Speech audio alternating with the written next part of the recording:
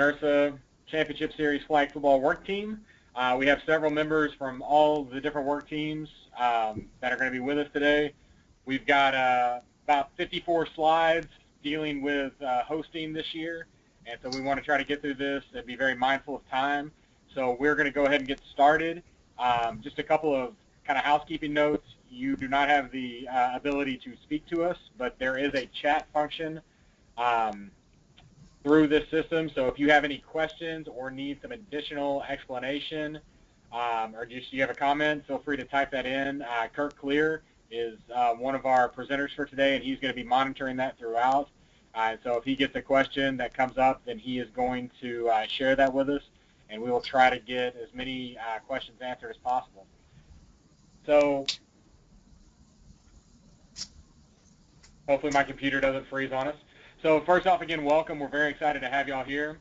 We're going to be covering the basics for hosting the tournaments. I know the majority of our tournaments, out of the 11 we have, almost all sites have hosted before, and so a lot of this is going to be very just repeat information, but we do have a couple of new things that we want tournaments thinking about going forward.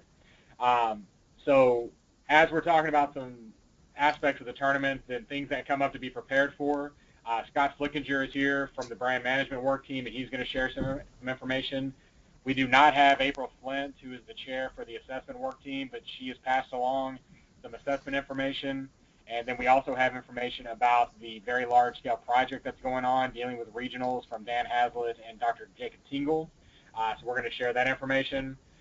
We've also have Kurt Clear and Jason Gant on for National Flag Football Tournament for the officiating side of things, and they're going to share some information about obviously, we're going to answer any questions that we can. And then we have Alyssa Whitney and Valerie McCutcheon from the NIRSA headquarters, and Alyssa is going to be talking to the tournaments a little bit about the MOUs as well as post-event and how we're handling that going forward. And you'll have to forgive me, my computer's been on for weeks at a time. So the first thing is obviously the NIRSA website has undergone quite a bit of change over the last several months. Hopefully everything is working as it should be, but all of the resources that you're going to need are located on the NIRSA website, so you can click on that link. And also you are going to get a copy of this webinar after we're done, so you're going to be able to access all these links without having to look it up for yourself, as well as our contact information is on the last 3 slides. But the website is up and running. We do have information available there. The operations handbook, which is overseen by, I believe, the standards work team, which is Thomas St. John. They have the operations handbook available. We are looking at making some very small edits to it. But if you are needing some information, needing some guidance, this is a very valuable resource. It's been around for multiple years now. It does cover both flag football and basketball, but it does talk about all the different aspects of hosting the tournament, from pre-planning to staff selection to marketing, promotion, and even some branding. So it is very useful. So if you've never looked at it, now would be a really good time to kind of crack that open. If you are a returning host, you've been around for a while, and you have some new grad assistants or new professionals that have never been at your tournament, and they don't have a lot of exposure or experience hosting, then this would also be a great resource for them. If you're looking through that, if you have any suggestions about anything that may need to be changed, updated, or added, feel free to contact either myself, really anybody with the NIRSA Championship Series. Thomas St. John, like I said, is at Stony Brook, I believe, up in New York, and his information is on the last slide. All right, so one of the things that has been worked on for quite a while now, it seems, is the NIRSA Championship Series athlete participation policy. And obviously this is huge going across the country right now. The people who worked on this, creating this policy and really fine-tuning it, did an outstanding job. It is available now online, as well as I believe it is in the operations handbook.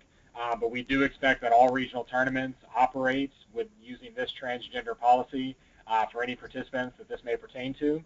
So just a couple of things. There have been updates made to the eligibility forms, the registration forms, code of conduct, and everything else. Right now they're also working on not just for the transgender, but with eligibility, creating a decision tree to help us be able to answer eligibility questions without always having to go to Valerie. So that's going to be coming soon. But with the transgender policy, if you have never seen it or you don't have a copy of it, it is available on the website. We can also make it available through email if needed. So with the flag football work team, we've done this in the past. So again, if you're a returning host, then you know that we've done this. If you're a new host, then obviously you've never had the pleasure of working with our liaisons. This program, while it was really great for us 3 years ago, as we've gone through this and we've seen that we're not bringing in new locations, new schools every year, our liaison program for this year is going to be very scaled back since the majority of tournaments do know what they're doing. The tournament liaisons are just work team members. We have assigned work team members to each tournament. They should have or soon will be making essentially their first initial call just to kind of check up where you're at. They're not doing anything other than just asking a handful of questions. If you need some help or assistance, then obviously you can ask them. We're hoping that they can be your first line communication if needed. If you're not able to get in touch with them, or if they're not able to answer the questions that you need, they're usually going to send it to me, and then I will do everything I can to get that information as quickly as possible. But if you just need something really quick, then feel free to contact me anytime. With NIRSA, obviously not everybody that's hosted or is hosting this year has had the opportunity to meet Alyssa. We finally got to meet face-to-face this year in Orlando. We're very excited about having her on board, and I believe she'll also be attending the national tournament this year, so we're also very excited about that. But her information is right there, and her full contact information is also on the last slide.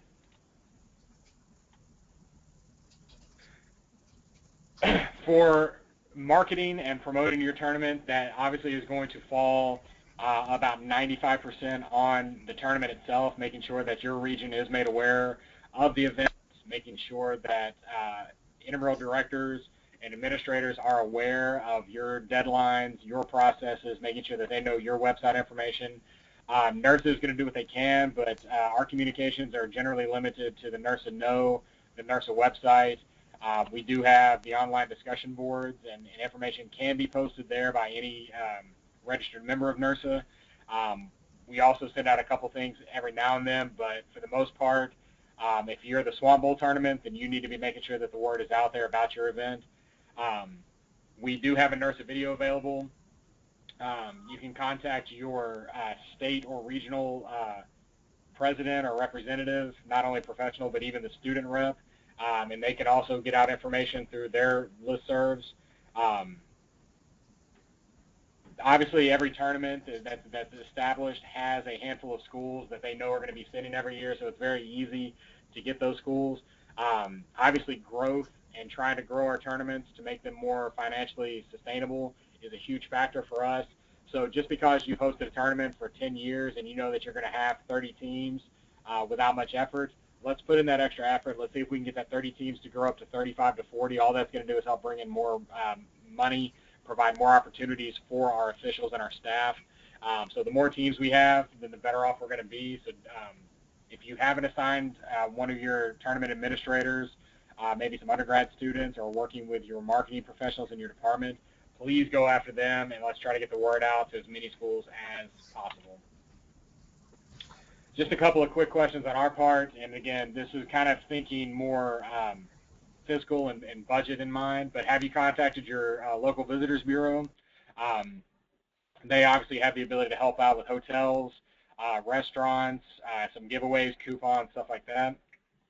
If your area or your city has a sports commission, have you contacted them to let them know about your event? We're very lucky with the NIRSA National Tournament in Pensacola that we have been able to establish a great relationship with the Pensacola Sports Commission, and Pensacola Sports Association or Authority, I think it's an A, I think. But they actually make a financial contribution to the tournament, which is outstanding. So if you haven't done that, now would be a great time to get that out there. State or local officials associations for potential donations, sponsorships, guest speakers. We're really kind of behind the ball compared to national basketball, where they're able to bring in high-level collegiate and even some NBA representatives to talk with their officials throughout the tournament. We're making our some pretty large steps at the National Flag Football Tournament doing that. But from a regional standpoint, you don't have to bring in professional officials to have a great to give the officials great exposure. So if you are connected with your local association, it would be a great opportunity to maybe have them come in and talk a little bit about their experience, what their association offers.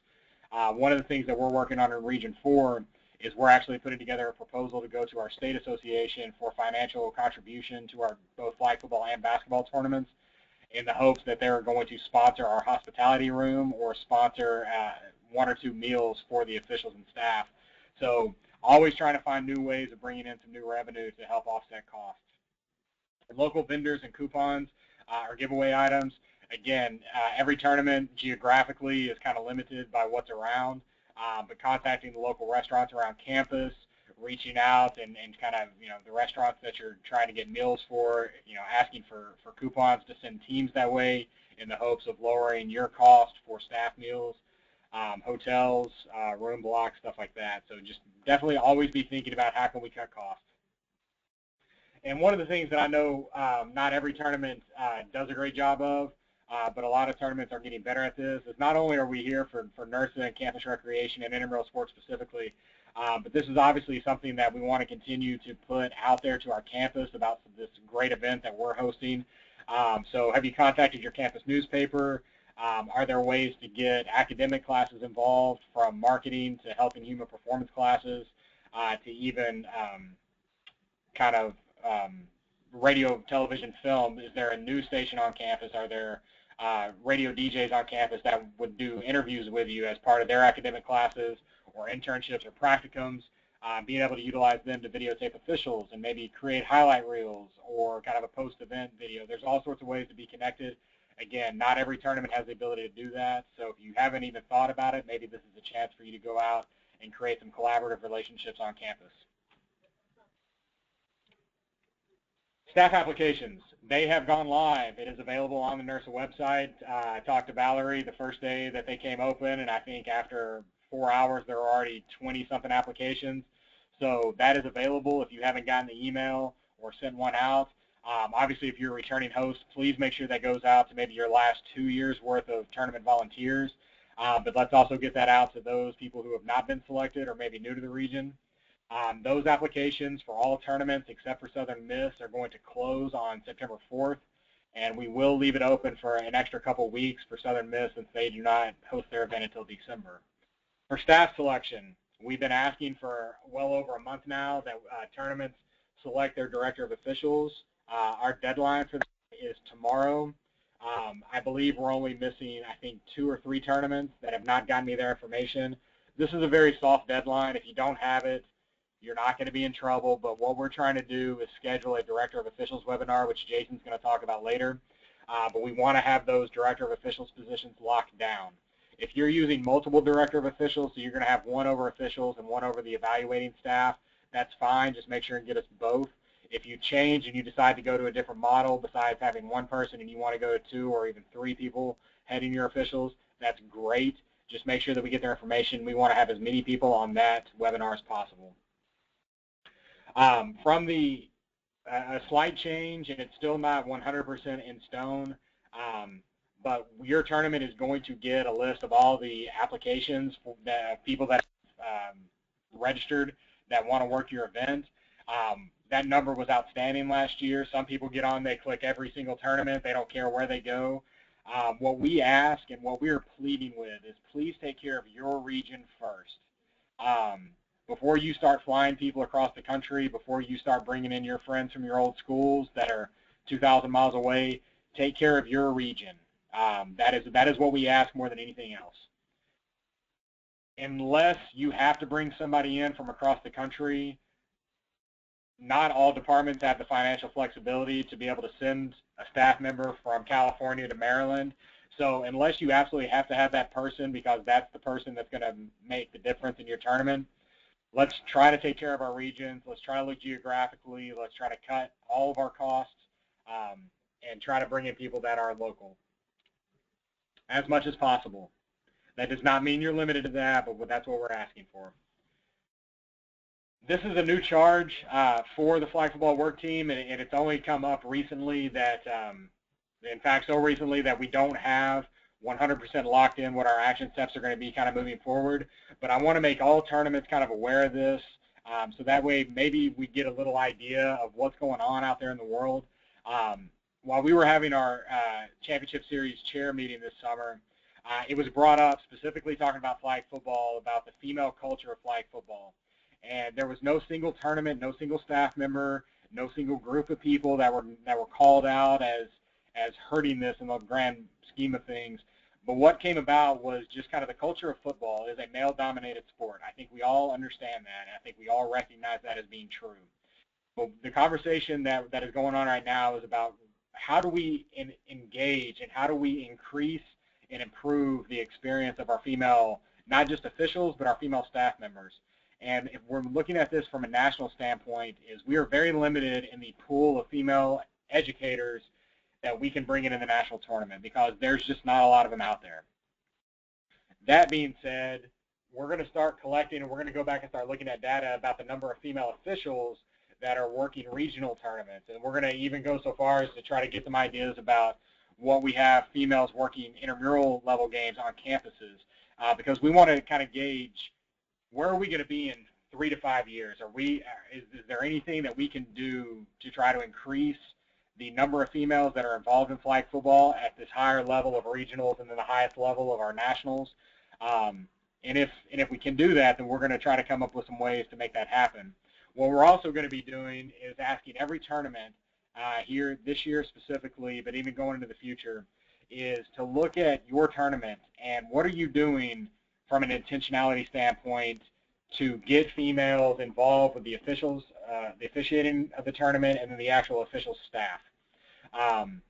We obviously have females involved in our tournament, but do we look at them and we automatically put them in the All-American committee, or do we look at them as operations or marketing or, God forbid, hospitality? Is there not a way that we can start to encourage and get them involved with the officiating side of that tournament so we can start to really grow our numbers? So from a staff perspective, how aware are you of the female professionals and grad assistants that are in your region that are available to work your tournament? They may not be available to work, so that's why they're not applying. But if we're not even aware that they're in our region, then it's going to be very hard for us to reach out to them. So what we want to do is really try to reach out and really try to go after females from the officials committee side of things and then also for the official side of things. From a professionalism standpoint, and this is one of the things that came out in our conversations, is there a culture of unconscious bias? Do we look at females in a different way than we look at male officials or male educators? What kind of verbiage do we use? And I know I'm guilty of this. I say you guys, and I don't mean it in any derogatory way, but by saying you guys, then I'm essentially saying that even if you're female, you're a guy now. And do we talk like that? Support versus criticism. How are our evaluators and clinicians giving and providing feedback? And if so, are we doing it in the same way with female officials that we're doing it with male officials? Are we backing officials in the same way if they're female versus male? Are we dealing with teams when we hear comments that they make, that they have made or could make about female officials versus male officials? And then, you know, the whole stigma of, well, I got assigned a women's game. Don't worry about it, that we know they're not that good. Are we making those comments in front of the entire crew of officials? Are we making those comments privately? Are we demeaning that aspect of our game? So there's just a lot of aspects of this that we're going to be looking at going forward to try to come up with some standards, try to raise our bar a little bit, try to be much more intentional. And part of our mission is obviously inclusivity, and we want to make sure that we are being as inclusive as possible. For the director of officials, and we're going to have an officials committee member webinar. It's going to be more geared this year just towards education and awareness more than anything else. We're not going after anybody, like I said, because I know that that's a concern for some people. We're not going after any tournaments. We just want to make people aware that this has been brought to kind of a national attention and that we are going to try to do as much as we can to see where we're at with this culture and then what we can do about it if there is an issue. For officials, and this was brought up, and this may be something that you as a host talked about with your director of officials, is when you are accepting officials applications, are you just accepting what applications are being emailed or scanned in, or do you know that there are schools in your region that have multiple female officials? And if they do, are we making that phone call to that school to say, hey, we got your 3 officials applications, we appreciate it, they're all 3 males, do we have any female officials that you think would benefit from working this tournament? So not just accepting what we get, but trying to reach out and try to actually increase that pool of officials to be a little less male dominated and a little more female representation. We are not going to say that tournaments have to have X number of female officials in any capacity, so nobody has to worry about that. But what we're asking is for tournaments to be aware of it. Let's see what we can do to try to bring those numbers up. All right. All right. So from a planning standpoint, the forms for tournaments, they're either available already or they're in the final process of being available, but at latest they'll be available by September 1st. NIRSA will provide you with the NIRSA waiver, the registration forms, the registrar forms, the code of conduct, and the roster form. If you have additional school forms outside of that, so your school may require its own school waiver, you may have photo release waivers, you may have X, Y, and Z waivers. You have to put all that together and figure out the best, easiest way to get that information to the captains. For NIRSA liability insurance, that information is going to come from the NIRSA headquarters, usually a couple weeks in advance of your tournament. You're going to get the insurance information. That insurance does not cover players who are hurt playing in the tournament. The NIRSA insurance covers your tournament in conjunction with the NIRSA Services Corporation, okay? So to make sure that we're very clear on that. And if Valerie needs to explain that later, she will. Oh, I'm sorry. Most tournaments are using IM leagues, which is great. We are not going to be moving forward with tournaments putting their regionals underneath the NIRSA IM leagues homepage for so many other reasons that it's just not really feasible for us. So if your tournament is using IM leagues, create your own tournament page, knock it out, enjoy. IM leagues is very easy to use. You can have the electronic waivers, whatever you want, but we are still requiring the paper hand-filled waivers for NIRSA by every player. So that, make sure that you are aware of that. For email and ID number, when you set up your tournament, please make this a required aspect of the field, so that way when the tournament's over and you have to submit information back to the assessment committee and to the NIRSA headquarters, that you have every player's email and ID number. ID number not so much, but you're going to need that anyway. But please make sure that we set up and we require email address. For stats, if you're using that for stat tracking, there is an option to make sure that players can't go in and change that. Make sure that that's toggled in the correct way. We are also going to be creating a form to get some demographic information about the officials that apply to work your tournament and then the officials that are selected to work your tournament. This is really, it's for us, but it's also for the foundation. We're trying to create a foundation of data so that way we can continue to move forward with NASO and other professional officiating associations to look at some potential sponsorships and funding for officials development moving forward. So you're going to get that. We don't have it created yet. You'll have it by your tournament. A couple of things that come up every year, and every tournament is going to operate independently in terms of how you handle the registration process, how you handle the issues that are going to come up when a team shows up to sign in, that they're here. That's up to you on how to do it. But a couple of things, just some very good tips and hints, and hopefully you kind of follow them. All changes to rosters, you need to let those be handled before the teams show up. You're going to get it every year. This kid shows up. Oh, we need to add Kurt Clear to our roster. Lord knows he would be awful, but who knows? But you know, to each their own. But they want to add Kurt to their roster. Oh, we don't have a registrar form. Nobody's here to verify. Do not let him play. All that's going to happen is it's going to mess up your tournament if Kurt's team ends up winning.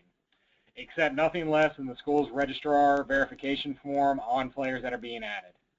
For IDs, whether you use school IDs or photo IDs, please make sure that you require some form of ID. Every tournament has that kid who loses his wallet, it got stolen. It's funny how often that happens. Sorry about you. You're not playing. If you go into it with that mindset, it's going to make everything a lot easier. So a couple of just little things that are going to make your lives easier, hopefully. Eligibility. Nothing major has changed with eligibility. There were changes last year, but nothing crazy this year. Again, we have added the transgender policy, so please make sure that you're following that. For eligibility clarifications, any eligibility appeal must be sent to the standards work team. So if a player is protesting that they should be able to play, then you have to send that to Valerie McCutcheon. Her information is listed there, and then Valerie will send that on to the standards work team. You are not, I repeat, you are not allowed to make eligibility appeals decisions without Valerie and the standards work team. All right? So how that's going to work is Valerie's going to get it. She's going to send it to the standards work team. That work team will knock it out. They have, I believe it's anywhere between 3 to 5 days, maybe even 7, to make a final decision. They are very quick. Nothing took longer than I think 2 or 3 days last year. But tournaments do not get to just let anybody participate that they want to. For formatting your tournament, again, every tournament, it's up to you on how you're going to run it. So just to make sure that everybody is on the same page, every team has to be guaranteed 2 scheduled games. If a team forfeits, sorry. But if we schedule 2 games, that's all we're asking. Single elimination tournament is the best way to do it. If you're a smaller tournament and you would like to go double elimination for your elimination aspect, knock it out. Anything you can do to add more games, I'm fine with. But your tournament, it's up to you. For championships, anything that you can do to add to that event, singing to the national anthem, introduction of officials and players, music at timeouts, halftime entertainment. Again, Kurt always likes to volunteer to go out and do some cheerleading and gymnastic stuff. It's pretty scary, but the people like it, so give the people what they want. For pool play, this is several tournaments are doing this. You can actually have more teams involved by going to a 4-pool or a 4-team format instead of a 3-team. But if you're doing that, just to make sure we're clear, if there is a tiebreaker going into elimination, you're going to have 2 teams that are 1-1. Head-to-head is the first tiebreaker, and then point differential for those 1-on-1 teams. So we have messed that up at the national tournament before. It was my fault. So just give you guys some heads up. For elimination play, you don't have to do a third-place game unless you really want to.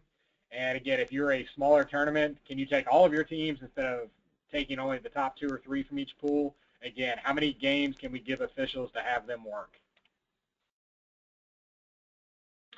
Finances. This year, the NIRSA Services Corporation is going to be providing every tournament with a $500 stipend. You're also going to be getting staff jackets from Champion. Those have already shipped, so if you have not received them, Alyssa Whitney is the person to contact about that. They are black and white, I believe, this year. For a tournament budget, you submitted one as part of your application. Obviously, that was not set in stone, so if there are any budget changes, you can share with us. You don't have to, but you will be submitting a post-event budget, so please make sure that you're tracking that throughout. Student officials must be paid a minimum of $9 per game or a stipend as determined by the tournament. Several tournaments are moving to the stipend format, which is fine. Just figure out about the average number of game officials work, and then just pay them about that much, which comes out to anywhere between $60 to $100. If you're going to use officials as down box or scorekeepers, then you have to pay them. So just keep that in mind. Some tournaments say, well, if you're doing that, we're going to pay you half. I don't know if that's legal or not. Check into it with your school. We prefer you just pay everybody $9 a game if you're going to have them working. If you are going to use student campus volunteers, so campus recreation staff or volunteers in another aspect, that's a great way to minimize your cost. But that's also something that really shouldn't be included in your tournament budget because you should be able to find ways around having to pay for that. Post-tournament, there's only a handful of things that the tournaments are responsible for paying. You have to pay your officials for their work, all right? The national team entry fee, you have to pay for all of your champions. So if you only have 2 divisions, say you have men's and women's, you only have to pay for 2 national entry fees. If your top team can't make it, then you need to offer that up to your second team. If they can't make it, maybe your 3rd or 4th place team, but do everything you can to have a team at the national tournament representing your event. For the officials, you are only responsible for a travel stipend to your #1 overall official, all right? So those up to 4 things that you're paying for, the $500 from NIRSA should cover roughly 33% of that cost, all right? Outside of those things, optionals cost, and this is where your tournament is going to make its name for itself. What kind of package are you giving to your champions and to your officials? if you have the ability financially to provide additional official stipends to nationals, then please do so. If you're going to get to send 3 officials, do what you can to be able to provide those officials with a travel stipend of some sort to help offset that cost. It's not cheap to fly to Florida. Additional team entry fees to nationals. That would be great. Send multiple teams. If you're close, see what you can do. Travel stipends. Determine the amount and then award that out. You know, $250 travel stipends. Hey, it's a great token travel. We really appreciate you coming. This is the best we can do. $1,000 is even better. This is where you can be going after sponsors, donors. See what you can do to try to get that money up there. Payment for nationals. This comes up every year because it is a concern for some schools. If you need to make arrangements with NIRSA to pay travel stipends, to pay entry fees, that can be paid through NIRSA, and then that will go to the teams. We can get them paid at the event because not every school has the ability to pay clear the official for this $150 airline ticket. So that can be arranged through Valerie as needed. The work team is not involved in that conversation. Email her directly. We've had to do that in the past, and she works out really well with it. So I'm going to turn this over to Alyssa, and she's going to talk to you all about the MOUs for a little bit. So as far as the MOUs go, the 3 links that you'll need, you see here. It's really important the Monday after your event to hop on and use that first link. This is going to be your winners, the scores, your all tournament information, officials, all the information that we need to go ahead and contact the folks to get them registered for nationals. So that one right there is very important. And then the next 2, they can be done at the same time, 10 days or before after your event. That's going to be your total participants, number of teams, your sponsors. And then the last form there, the upload form, is going to be your final budget, your Excel spreadsheets with any staff information like emails, participant emails, officials emails. You can also upload your photos there. So those are going to be your 3 go-to links. If you have any problems, feel free to email me. If you have any issues as far as those deadlines, shoot me an email, and we should be able to work something out. So like I said, here's some of the things that you'll be submitting, the photos. Banners is another thing. Before your tournament, I'll shoot you an email and let you know where your banners are coming from. I have a matrix, and banners go from one tournament to the next. So look for that email.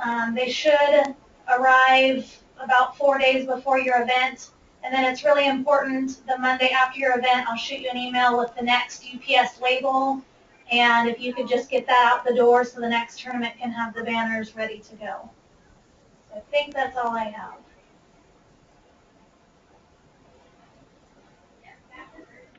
All right. On top of that, we had this issue last year, and so I know there was a lot of confusion about this. The online submission of all your tournament results is outstanding. We're really thankful that NIRSA has been able to move in that direction. But one of the things that we're going to be asking for the liaisons to get from you on top of this, not replacing, but on top of this, is that we want to get the results from all pool play and all bracket play, preferably in a format where we can easily access it. So really PDF would be the best. We want that.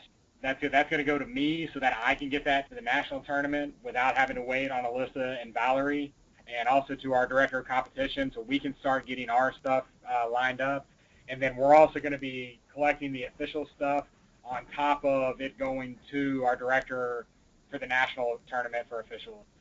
So we're going to be asking for all that really as just a backup so we have that information if we get emailed by Jeff at West Florida or the director of officials saying that they need the information. So somebody just asked, can it be exported in a nice file from IM Leagues by the host? Yes, I believe it can be. I think you can export all that into PDFs, or you can print it and save it, or just you can scan and email it to us. Any way that you can get it to would be outstanding. All right, I'm going to turn this over to Flick. I'm going to stop talking for a while. All right, everybody hear me? I certainly hope so. My name's Scott Flinger. I'm the Director of Intramural Sports at Cornell University. I'm also the Chair of the Brand Management Committee for the National Championship Series. So what I want to talk to you guys about quickly today is your brand management and the endeavors of what you guys can do in order for you to help solidify brand management for the National Championship Series, as well as promote your particular flag football regional so that you can get maximum exposure. So if we want to go to the next slide.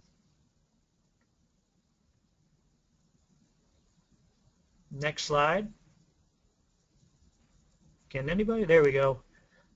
Oh, go back one.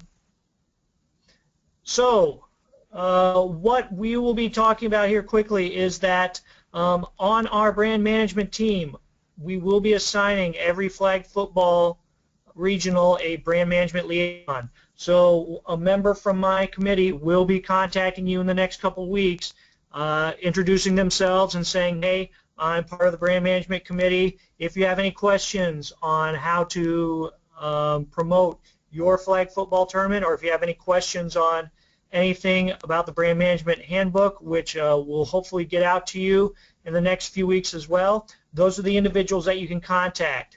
If you also want to get in touch with me, you can certainly do that as well. For social media, we are currently on Twitter and Instagram. Our handle is at NIRSA Champ for both of those. In terms of getting your social media in line, you can certainly use your own handles.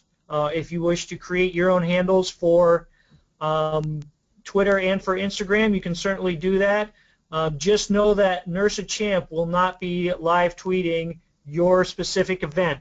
If you, however, use the hashtag NIRSA flag, which we'll talk about in a few minutes, it will get our attention, and we will be able to at least retweet or repost some of the pictures that you do have posted to your Instagram and Twitter accounts as well. What we want to do is make sure that during the regional season we're not flooding both accounts with tons of pictures and with tons of tweets and information where things get lost. We kind of want to make sure that each tournament gets equal exposure, and we want to make sure that nobody is being turned off by the amount of items we're putting on social media. So if you have questions on what you want to do in terms of creating your own handle for Twitter or Instagram versus using your own your school, if your rec program has their own handle for Twitter or Instagram, you can certainly do that. You can ask your liaison or myself which you think is better. Just keep in mind that whenever you are live tweeting your event or taking pictures from your event, think about who your target audience is. So if you are using your campus's rec accounts, right, you might be hitting specific individuals that are playing in that tournament, but overall think of the individuals that you're also hitting, such as individuals not associated with the tournament. That might be a turnoff for them, and you might lose followers through that. So some of the branding expectation, please use NIRSA Championship Series or NIRSA Regional Flag Football. We are getting away from NCCS and NCS. All right, so when you are branding out to your teams, to your audience, please use the two that we've discussed now and not the acronyms for them. When you are working with this tournament, if you have a specific tournament name, you can go ahead and use that. I know Florida uses Swamp Bowl. Western Kentucky uses the Battle of the Bluegrass. That's great. If you actually have a hashtag for that on Instagram and Twitter, that is fantastic as well. We just want to remind you, please don't use NCCS or NCS. We want to solidify the brand for that, and we want to kind of make sure that everybody understands that this championship series is through NIRSA. For logos, you should be receiving logos from the home office. If you do, please put those official logos on all of your documents, on all of your official documents. That way, again, people are aware of the NIRSA brand and can tune into that. Like I said, the branding handbook should be coming soon from us. Our committee is taking a look at the handbook and trying to update it for the 2015-16 season for flag football and upcoming soccer and basketball regionals as well.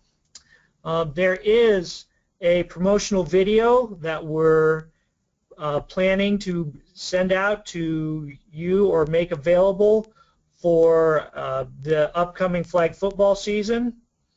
We'll make that available. If you want to shoot that out to your other participants, you can absolutely do that. If you have your own promotional video, please keep in mind that you do need to make sure you're using the correct logos and terminology as well. If you are planning on having a committee or having a point person for your social media, please make sure you share that information with myself or at the very least your brand management liaison. We don't require that your regional has a brand management operations committee, but we are highly encouraging it. We also don't necessarily think that you have to bring in outside help. You can certainly do it in-house. This is an excellent opportunity for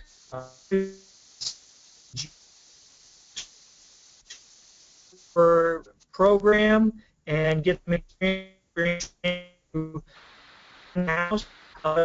If you're trying to bring somebody from outside of your institution, as well. If you have any questions about who you should make your point person, again, you can reach out to your excuse me, we've already talked about some of them will be attending your tournaments as well, and they should be reaching out to you and letting you know that they are available. You can absolutely utilize them as a source for training for your brand management staff. If you have decided, hey, we'd rather go in-house and use our students or our staff at our institution versus using this individual that's going to be at your tournaments, that is fine, that is great, but do know that they're there as a source of, as another source of training and as another source of information. Again, to go over quickly, social media, we are on Twitter and Instagram as NIRSA Champ. Please use the hashtag NIRSA flag for branding and filtering. The best way that my committee can see what's going on in terms of your picture or posts that you're putting on Twitter and Instagram is using that hashtag NIRSA flag. The reason why is we can use specific programs to filter those specific tweets and posts out and get specific information out to not only the region but also nationally as well. If you want to use your own hashtag, that's great for your filtering purposes. Do know that if you just use your own tournament's hashtag, for example, Swamp Bowl, and you don't include the NIRSA flag, we will most likely not be able to see it unless we're tuned into that hashtag as well. For your consideration and my recommendation, use Twitter for more of your updating and information that you want to send out to your audience. So if you're updating scores, if you're updating changes in times, if you're updating schedules, that is the venue that you want to go. If you want to post more action shots or more videos, then my suggestion is going to Instagram. You can certainly intermix both. If you want to post updated information on Instagram as well, that's great. If you want to post pictures on Twitter, that's awesome as well. But the way that it's been kind of filtering and what we've been seeing is in terms of usage for updates and information, more people rely on Twitter. For action shots and for people that want to see pictures and videos, people have been relying more on Instagram. That is the update for that. Again, if you have any questions, please contact myself, or once liaisons introduce themselves, you can contact them as well. All right, thanks, Scott. And if you're not following Scott on Twitter, then it's a good follow. So you jump on there. I, according to analytics, am the funniest person on earth. And I don't argue with analytics. I'm going to need to see an assessment report on that. So we call that a transition into assessment. So unfortunately, April Flint from Emory University is not able to join us today. But April is going to be contacting each tournament individually to talk about the assessment plan. They are going to be creating some tools for every tournament, but I think they are looking at potentially altering each tournament to be a little bit more reflective of what you may want. So if Zach Gilbert is on here, get ready, son. You can have all the little survey instruments you want, all right? We are also going to be asking for participant and officials' names, gender, and email addresses. So again, through IM Leagues, when you're setting that up, go ahead and make that stuff required. It's going to make your life a lot easier post-event.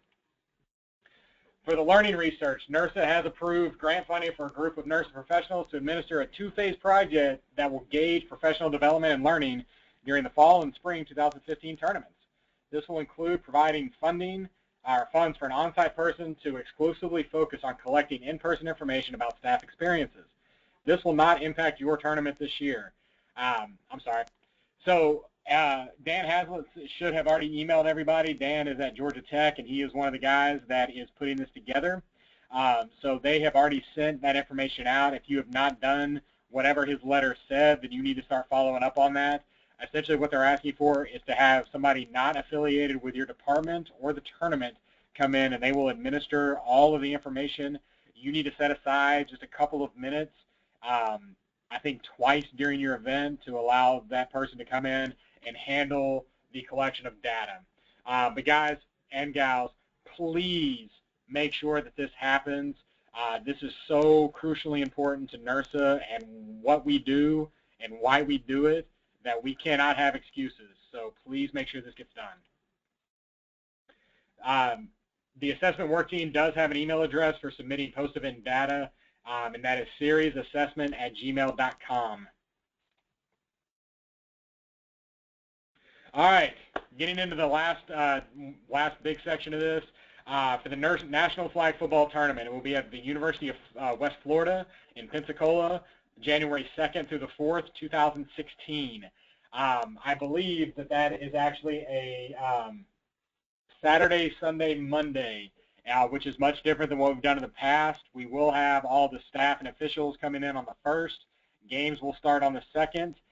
We are changing the format of the tournament so that Open is actually going to play on Saturday, Sunday as normal. Collegiate is going to start Saturday and then finish pool play Sunday with elimination, and then we're going to finish the tournament on a Monday. So just heads up, that is not a typo. For the qualification for nationals, cost is going to be $400 per team, regardless of participating in a regional or not. There will be a $50 late fee for teams paying after December 9th. Championship teams from each division will qualify for the national tournament. This is an open format, so it is not closed off to just champions. Anybody that wants to play can play. We will still have the open division, so there is always an option for people who are no longer in school that they want to come out. I think we had 24 teams roughly last year. Sorry, computer is still slow. This has come up, and so hopefully this will help address how we handle teams who win multiple regionals. So if a team wins multiple regionals, then they have to choose which tournament package they want to accept between their options. Tournaments not selected, that means that they then need to offer their tournament package to their second place team or down the road. We're doing this in the hopes that by spreading the wealth a little bit, we're going to be able to generate more teams actually attending the national tournament. So we want to get teams away from traveling the country, spending hundreds and thousands of dollars going to all these tournaments to try to hoard all the money. We do want to spread this out. Whether you agree or disagree, we're going to go with it this year. We're going to see what happens. And if we need to talk about it again, then we will. If the second place team does not want to accept that tournament travel package, then try to figure out how that money can be used for a team from a regional. And if there's just no team that wants to go from your tournament, and you want to make sure that you have it set aside, you have it budgeted, and you want to offer it up to that team, then by all means, man, take care of it. Yeah. All right, I'm going to turn this over to Kurt for the next handful of slides, talk about officials going to nationals, and then we'll wrap it up with Jason and me. Good afternoon, everyone. As you can see from the slide, we have priorities in regards to how the officials are selected at the national championships. The first and most important part is your regional all-tournament officials, which is based on the number of teams you have. You can read it there, 19, between 20 and 39, and then over 40 teams will get you 4 spots. Now, please also submit one alternate official with all of your selections. That way, if one of the qualifying officials cannot attend, and we know this prior to December 1st, then the spot will automatically be offered to that alternate official. Now, after December 1st, then the official selection is handled by the National Tournament Director of Officials. So regional directors, submit all your paperwork of the top officials. The paperwork will also be collected by the assigned liaison, and then submit your list of championship crews to the National Director of Officials, so they also have that information. As we continue on to the next slide, you can see priority 2, priority 3, so we have the institutional registration officials, and just remember those folks have to officiate or be on staff for this year. So make sure they also have that verification and a letter of the recommendation from their regional director of officials, and those are due by December 1st. Returning All-Americans, again, if they meet our eligibility requirements, they will also be asked back. Moving on to the next slide, it rounds out our priorities with our military officials and then the non-affiliated tournaments such as a state tournament or other non-affiliated non-NIRSA event. And all of those, again, will have to be to us by December 1st. At-large spots, we don't have very many at-large spots at flag football, so please make sure you're aware of that, but anyone who's officiated at least one regional can submit their application by December 1st for the at-large.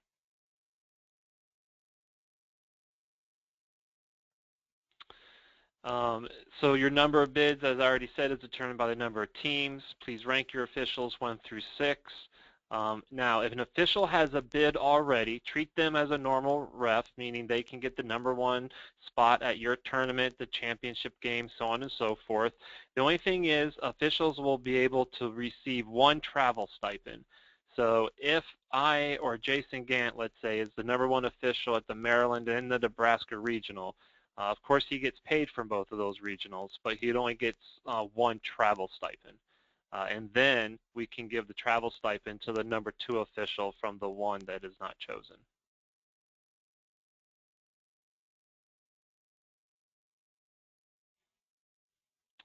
So again, if one of your officials cannot receive a bid and we find out at your tournament, then the regional director of officials replace them with the alternate.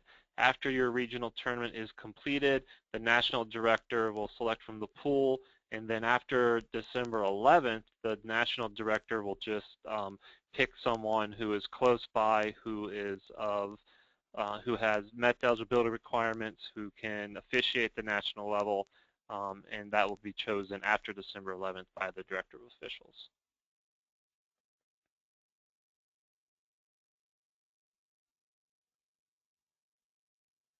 $120 is what we're going to pay them regardless of the games they worked, and $150 for that travel stipend. And remember, you can have that paid through NIRSA. Just work with the national headquarters, and NIRSA will pay the official at the nationals. And then just that last bullet, make sure everything is submitted by December 1st. And then as far as our All-American officials, we do select 10 All-American officials at the national championship. I think that's all I have. I'll turn it over to Jason Gant. Okay, so briefly, we will have a Director of Officials webinar once again. We will get that information out to everyone when we have the date and time set. But really, the goal is consistency primarily. We have a wide range of director of officials who have a variety of experiences. We want to kind of get everyone on the same page so that our officials who then join us at the national championships, they kind of all have the same type of preparation to be able to succeed well. So let's see, kind of moving on to the next slide. If anyone needs anything, whether materials, documents, rubrics, evaluation tools, please let me know. A lot of our tournaments run things in a variety of ways.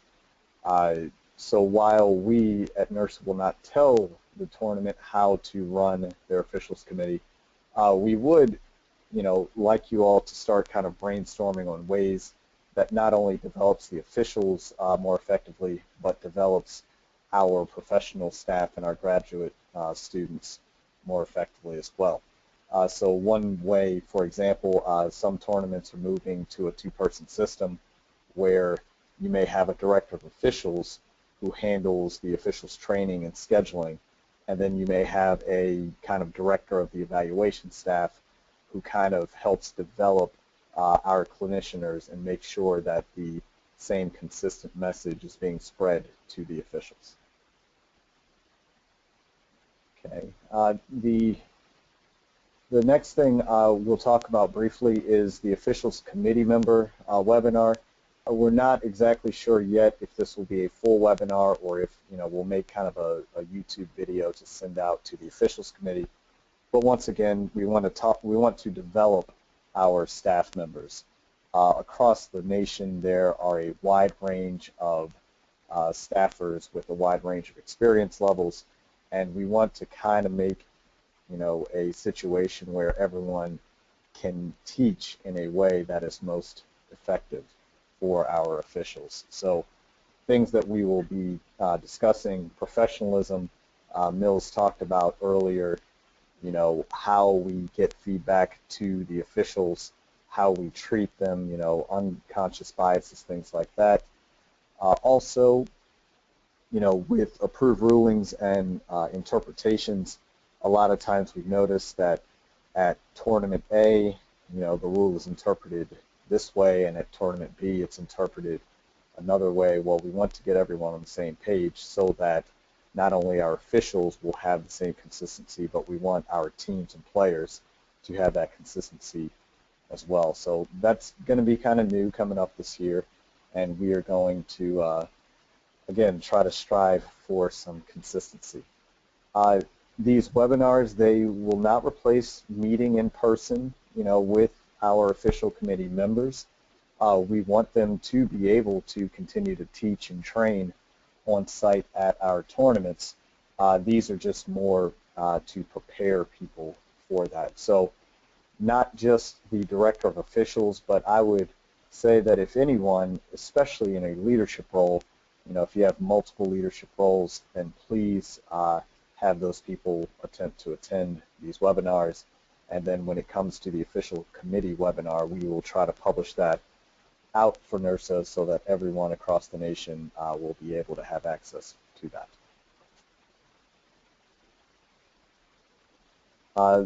Last but not least, we will have a webinar once again for our regional officials. We're getting to the consistency again. So by October 1st, the work team will have this produced for our officials.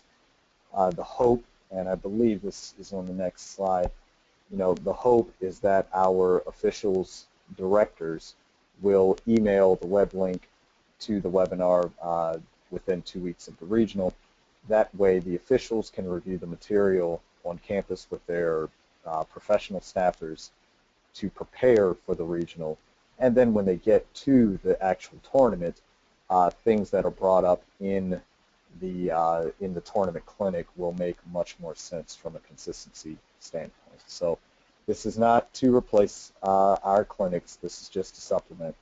And if we can start to get everyone on the same page across the nation, then we can do a better job of training our officials, not just at the national level, but all the way to the on-campus level. All right. Thank you, Jason and Kurt. Really appreciate that. I think that there is a very large theme throughout a lot of the initiatives that we've really been going after the last couple of years, and it really deals with just development, not just of officials, but also of our staff. I know that some people are a little worried that we may be overstepping and that we may be taking too much of this away from the tournaments themselves, the director of officials and stuff. All we're trying to do is add to what is already going on in a lot of these tournaments. I feel that, you know, I am the way that I am and who I am as a professional because of a lot of these experiences. And what we want to try to do is make sure that we are providing as much guidance as possible. And if we can get some new perspectives from a Jason Gant, who's in Nebraska, to people that are in California and Maryland and Texas, then man, that's just good for everybody. So hopefully everybody looks at this as an opportunity for us to continue to advance ourselves as professionals, and especially getting into the heads of these younger professionals as they're coming in. The only thing, we usually try to end this with kind of an into the future. The big thing that we're going to be looking at now, and I didn't put it on here because I made those changes the other night, but kind of the culture of flag football. I talked about it with the female involvement. And then the other big one is the NIRSA Foundation and working with them for this officials development initiative that's going on. So we're very excited about that. We're going to be talking about it at conferences from now until the next handful of years. So when you're at a conference, find us, talk to us about that. The last handful of slides have all of our information. So my information is there. Jeff Schmidt is our National Tournament Co-Director right now. That could change. They have a new coordinator, Jessica. I'm blanking on her last name right now, but she may be taking Jeff's role in that, and then he would step back into his normal role.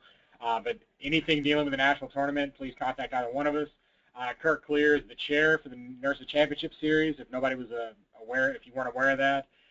And then right now, he's also been our National Tournament Associate Director the last 2 years.